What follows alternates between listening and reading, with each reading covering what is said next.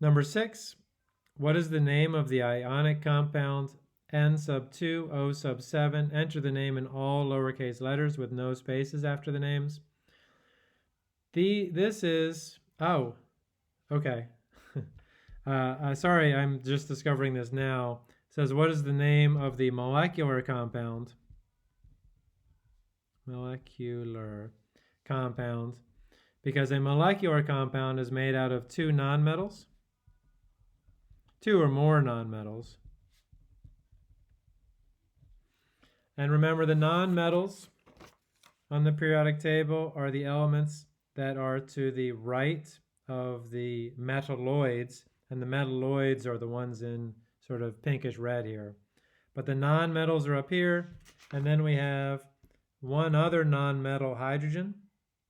Otherwise, all of these elements are metals, and specifically everything to the left of the stair-step case here and the ones in red will be metals. And in fact, the metalliest metals, the most metallic, are the elements all the way down in this lower left-hand corner. And all of these are metals too down here. We have the main group metals, which includes all the taller ones. We have the transition metals and the inner transition metals, though we don't spend much time on the inner transition metals in this course. Okay, so we have two nonmetals, and there are many combinations, if you remember from the lecture outline notes. So we do need number prefixes.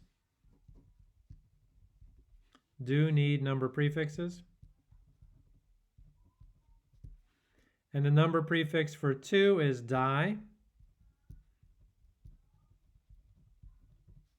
So the first word is dinitrogen. No space here between di and nitrogen. It's a prefix.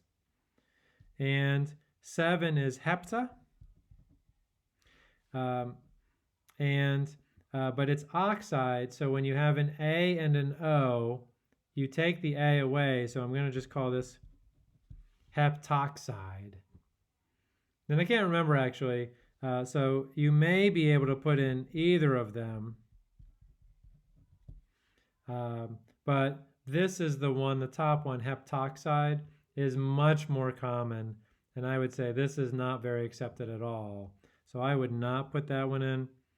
I would do the contraction to take the A away. But this is dinitrogen heptoxide. So you see number prefixes on both of these numbers.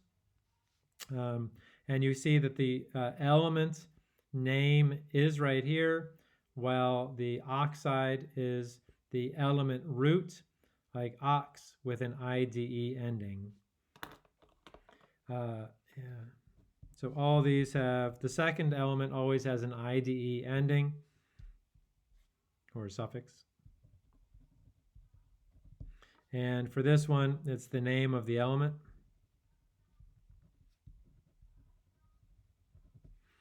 And I guess the one other thing I'll say about this is that if you have something like CO2, where there's only one of the first element, you do not use the word mono. This would be carbon dioxide. So when you wrote heptaoxide, yes. So I'm sorry. So you cannot enter this one. So thank you, Kristen. So this will be marked wrong. And again, very few people might say this is right, but everybody says this one's right up here.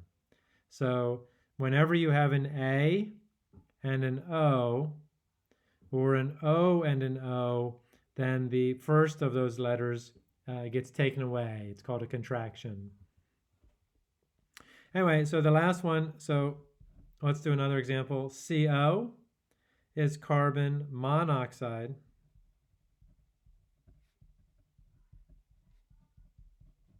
Again, that's all one word there. And it's not monoxide with two O's, it's just monoxide with one O. Yeah, thank you, Kristen, for telling me that.